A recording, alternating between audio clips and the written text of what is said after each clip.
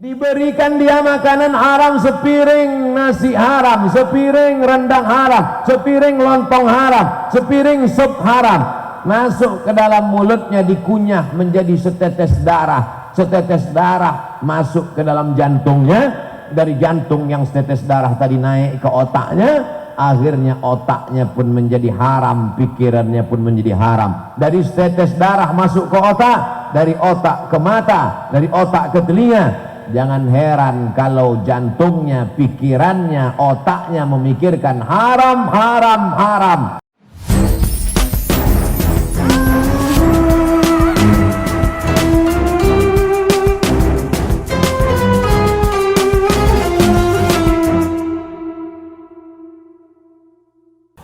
Setelah dia dipotongkan kambing, diberikan nama, dicukurkan rambutnya, lalu kemudian ada kewajiban orang tua yang luar biasa, memberikan makan. Oh, ini keempat pelajaran. Oh, masalah makan kita semua makan Pak Ustadz. Bukan makan sembarang makan, tapi makanan yang diberikan adalah halalan thayyibah. Ada yang thayyib tapi enggak halal, ada yang halal tapi enggak thayyib. Halalan menurut fikih halal, thayyiban menurut medis dokter bergizi. Alhamdulillah, saya yakin dan percaya ini Bapak Ibu bisa mendengarkan tausiah, bisa hadir malam begini, ini pasti karena makanannya halalan thayyiban. Kalau makanannya haraman, pasti bawaannya mau haram-haram saja. Oleh sebab itu, ayyuma lahmin, setiap daging di badan, nabata min haramin, kalau tumbuh dari yang haram, fannaru aulabi, tempatnya api neraka. Setiap daging darah menetes dalam kulit, di balik daging, dalam pembuluh darah, kalau dia tumbuh dari yang haram, tempatnya api neraka. Jangan kasih anak cucu kita makan haram. Siap? Insya Allah. Lebih baik engkau tanganmu kapalan demi mencari makan yang halal. Itulah tangan yang dicium oleh baginda Sayyidina Maulana Muhammad sallallahu alaihi wasallam.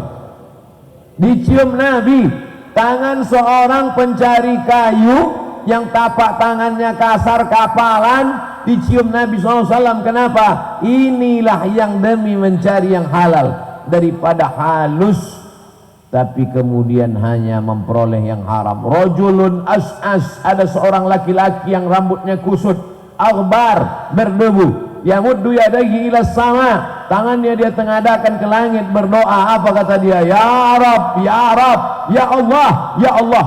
Tapi doanya tak dikabulkan Allah. Mengapa tak dikabulkan? 4 sebab. Mat'amuhu haram, makanannya haram. Masrabuhu haram, minumannya haram. Malbasuhu haram, pakaiannya haram. Wa ghudhiya bil haram, diberikan, disuapkan makanan-makanan haram. Oleh sebab itu jangan sampai dikasih makan haram. Bapak-bapak yang pulang ke rumah membawa duit 1 koper, apa kata istrinya? Kami lebih baik makan ikan asin daripada makan yang haram ini. Bawa ini ke tempat aslinya, kata si ibu. Tapi sayangnya itu cuma ada di sinetron aja. Insya Allah ibu-ibu semua mampu berkata demikian. Amin. Iman kuat. Apa yang Kanda bawa tadi? Uang 1 koper. Terus nggak jadi diambil. Aku takut memberi kalian makan haram, kata si bapak dengan gagah. Apa kata si ibu? Bawa aja semua. Keluarkan 2,5% kan jadi halal. Tahu pula dia cara menghalalkannya. Nauzubillah. Yang haram walaupun dikeluarkan zakat sodakohnya, maka dia tetap haram. Memangnya babi kalau disembelih jadi halal? Tidak. Innallaha thayyibun, Allah maha suci. La yaqbalu illa thayyiban. Allah tidak akan menerima kecuali yang suci-suci saja. Wa anfiqu, berinfaklah. Wa anfiqu, berilah nafkah anak istrimu. Min thayyibat, yang baik-baik, yang suci-suci, yang bersih-bersih. Kulu, makanlah. Min thayyibati ma razaqnakum, dari yang thayyib. Thayyib artinya baik. Bahasa Arab Thaib artinya baik. Sampai ke Indonesia Thaib nggak pulang-pulang. Ini orang Indonesia banyak merubah nama-nama yang baik. Oleh sebab itu maka ini poin yang keempat amat sangat penting.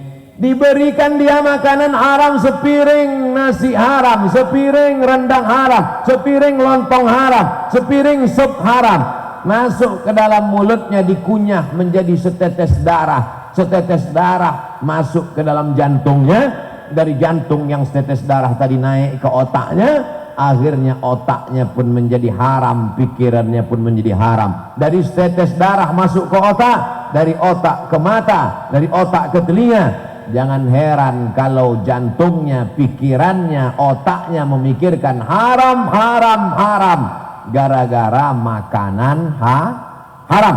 Atib mat'amak takun mustajabad da'wah.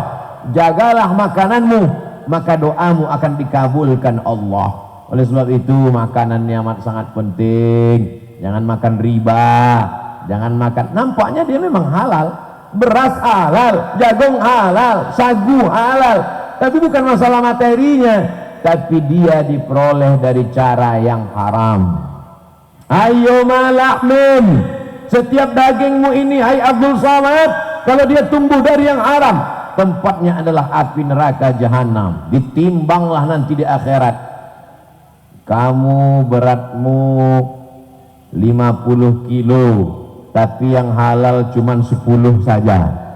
Berapa lama kita diobok-obok dalam api neraka untuk membayar, membakar. Sedangkan doa kita pagi, petang, siang dan malam, Rabbana atina fid dunya hasanah wa fil akhirati hasanah wa qina azabannar. 7 kali. Allahumma ajirna minan nar, Allahumma ajirna minan nar, Allahumma ajirna minan nar, Allahumma ajirna minan nar, Allahumma ajirna minan nar, Allahumma ajirna minan nar, Allahumma ajirna minan nar. Selamatkan kami dari api neraka. Kenapa tidak selamat? Karena makanan. Ini amat sangat penting. Kenapa Ustadz cerita makanan? Karena usia 1 sampai 2 tahun adalah usia pertumbuhan. Pertumbuhan otak, kepala. Ini anak-anak kecil, bayi itu kan kelihatan itu otaknya bergerak. Kenapa? Karena tulang kepalanya masih lembut, masih lunak. Dia baru sempurna tulang kepala itu menyatu setelah usia 2 tahun. Maka disebut usia 2 tahun itu adalah usia. Makanya ibu-ibu yang menyusukan anak tetangga di bawah usia 2 tahun, maka dia berubah menjadi mahram. Kapan itu? Usia 1 sampai usia 2 tahun. Wa hamluhu wa fisaluhu fi amaini. Dia disusukan dan dikandungkan oleh ibunya, maka disusukan dia selama 2 tahun. Begitulah yang diajarkan Nabi Muhammad sallallahu alaihi wasallam. Susukan anak Anda dengan ASI eksklusif selama 6 bulan lamanya. Otaknya akan cerdas, tubuhnya kebal terhadap penyakit, dan dia punya hubungan emosional dengan ibu, hubungan yang sangat kuat. 6 bulan saja. Iklan Radio Republik Indonesia, Dinas Kesehatan. 2 tahun yang diajarkan Nabi, didiskon jadi 6 bulan, begitu hebatnya. 6 bulan cuman disusukan dengan ASI eksklusif, otaknya cerdas, imunnya kuat, badannya sehat, tulangnya selamat dari osteoporosis, dan dia punya ikatan emosional dengan ibu yang luar biasa. Sekarang disusukan ke sapi, disusukan ke kambing, akhirnya sifat-sifat kambing turun ke dia. Habis semua anak tetangga ditanduknya semua. Mudah-mudahan anak-anak kita semuanya menjadi anak-anak yang sesuai seperti yang ditunjukkan Nabi Muhammad sallallahu alaihi wasallam. Sehat dia Bapak Ibu yang dimuliakan Allah SWT. Masih ingat dulu kita waktu mandi hujan, waktu kecil-kecil mandi di sungai, sampai biru bibir, kadang 3 jam 2 jam mandi, nggak ada demam, nggak ada batu. Anak sekarang baru ngelihat mendung aja udah bersih. Oleh sebab itu maka hubungan emosional, kadang kita tidak ketemu dengan ibu, menangis karena rindu. Anak sekarang ibunya nggak ada, dia nggak ada nangis, tapi kalau handphonenya mati baru dia nangis. Jadi hubungan ini sudah rusak. Oleh sebab apa ini? oleh sebab makanan, oleh sebab kemajuan zaman yang luar biasa. Ini poin yang keempat tentang makanan.